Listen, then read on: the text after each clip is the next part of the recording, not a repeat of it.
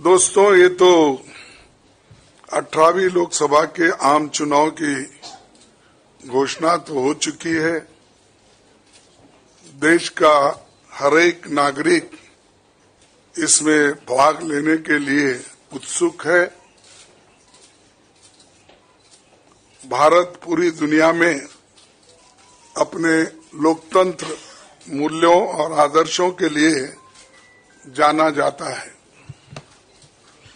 किसी भी लोकतंत्र के लिए निष्पक्ष चुनाव अनिवार्य होता है, एसेंशियल होता है। साथ ही ये भी अवश्य होता है कि सभी राजनीतिक दल के लिए लेवल प्लेइंग ग्राउंड यानी समान लेवल प्लेइंग फील्ड हो, सभी के पास समान रूप से संसाधन हो। ये नहीं कि जो सत्ता में है उनका रिसोर्सेस पर मोनोपोली हो। ये नहीं कि उनका मीडिया पर एक अधिकार हो। ये नहीं कि सत्ताधारी दल का संवैधानिक तथा न्यायिक संस्था जैसे आईटी, ईडी, इलेक्शन कमीशन, इन अपने दूसरे ऑटोनोमस बॉडीज पर प्रत्यक्ष अथवा परोक्ष नियंत्रण हो। दुर्भाग्य से जो पिछले दिनों में सुप्रीम कोर्ट के हस्तक्षेप के बाद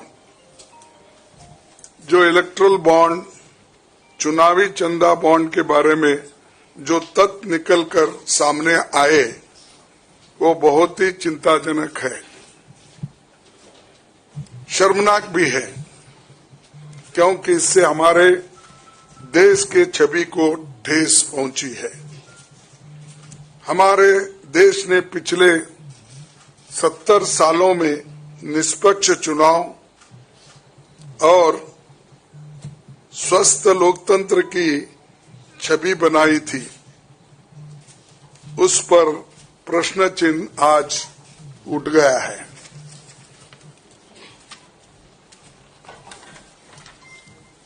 सुप्रीम कोर्ट ने जिस चुनावी चंदा बॉन्ड को इलीगल और अनकॉन्स्टिट्यूशनल कहा, उस स्कीम के तहत मौजूदा सत्ताधारी दल ने हजारों करोड़ रुपए से ज्यादा अपने अकाउंट में भर लिया है और दूसरी तरफ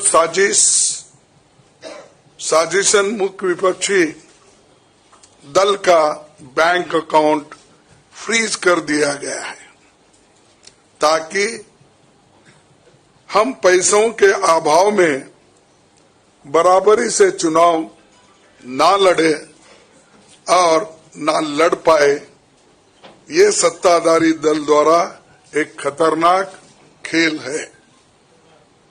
इसके दूरगामी प्रभाव होंगे, क्योंकि अगर डेमोक्रेसी को इस देश में बचाना है तो लेवल प्लेइंग ग्राउंड होना चाहिए।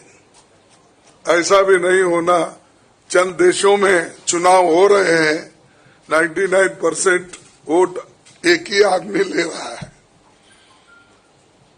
ऐसा आपको तो मालूम हो गया रिसेंटली किन किन देशों में ऐसा हुआ है। तो ये सत्ताधारी दल द्वारा एक खतरनाक खेल खेला गया है। इसके दूरगामी प्रभाव होंगे, पर यह स्पष्ट है कि इस तरीके से किसी राजनीतिक दल को असहाय बनाकर चुनाव लड़ने में बाधा उत्पन्न कर और फ्री एंड फेयर इलेक्शन कभी नहीं कहा जा सकता। देश की जनता, एक आम नागरिक एक देख सकता है कि बीजेपी ने चुनावी चंदा बॉन्ड से 56% पैसे हासिल किए हैं। वही कांग्रेस को 11% ही मिले हैं। और ये वो पैसे जो बॉन्ड से बीजेपी ने लिए हैं, इसके अलावा जो कैश में इनके पास आता होगा तो कोई अकाउंट ही नहीं है। आप इनके खर्चे देखिए, हर तरफ इनका एडवर्टाइजमेंट लगा है और एडवर्टाइजमेंट में भी मोनोपोली बना ली है। प्रिंट मीडिया हो, टीवी हो और सोशल मीडिया हो, इनका बहुत डोमिनेशन है। लेकिन इतने पैसे एक पार्टी जमा कर सकती है, हिंदुस्तान के 70 साल के डेमोक्रेटिक व्यवस्था में ऐसा कोई नहीं किया। ये पहली बार ये सरकार अनेक ढंग से पैसे आज उठा रही है और इनके 5 स्टार ऑफिसेस से बड़े बड़े हर जगह आप देखिए, और 4-4, 5-5 फ्लाइट एक मीटिंग को जाते हैं और उनके पीछे और 2-4 जाते हैं। एक मीटिंग का इतना खर्च होता है तो शायद ही कोई पार्टी, अपोजिशन पार्टी उसका 10% भी नहीं कह सकती मुकाबला। मैं कहना नहीं चाहता कि बीजेपी ने किस तरीके से कंपनियों से पैसे लिए, क्योंकि सुप्रीम कोर्ट तथ्यों की जांच कर रही है। हमें उम्मीद है कि सच्चाई बहुत जल्द हम सब के सामने आएगी। और अंत में मैं देश के संवैधानिक संस्थाओं से अपील करता हूं कि अगर वो फ्री एंड फेयर इलेक्शन चाहते हैं तो हमारी पार्टी को बगैर किसी रोक टोक से बैंक अकाउंट्स का इस्तेमाल करने दे,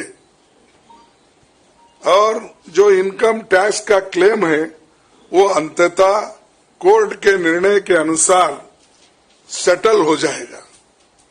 राजनीतिक दल टैक्स नहीं देते, बीजेपी कभी इनकम टैक्स नहीं दी, लेकिन ये लागू सिर्फ कांग्रेस पे हो रहा है। कोई पॉलिटिकल पार्टी इनकम टैक्स के दायरे में नहीं आते। सच है ना? सेटल हो जाए। राजनीतिक दल नहीं आते। बीजेपी ने कभी नहीं दिया अकाउंट।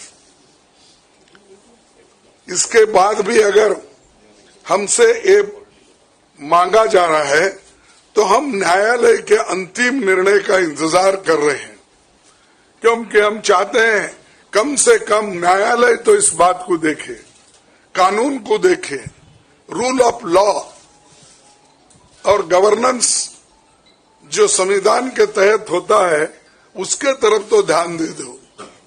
क्योंकि आज वो हुकूमत में है, कल दूसरी पार्टी आएगी, लेकिन हमको ये लेवल प्लेइंग ग्राउंड जो हमने पहले से बनाया था, नेहरू जी से लेकर हम 89 और बाकी के लोग भी, जब इवन वाजपेयी थे उस वक्त भी ऐसा नहीं था। लेकिन यहाँ ये 18वीं लोकसभा का चुनाव जो हो रहा है, इसमें हम सब देख रहे हैं, ये कुचल रहे हैं, सप्रेस कर रहे हैं, और हमको चुनाव लड़ने के स्थिति में वो नहीं छोड़ना चाहते हैं। और पैसे को तंग तबाह करके वो एक तरफा इलेक्शन कर लेना चाहते हैं।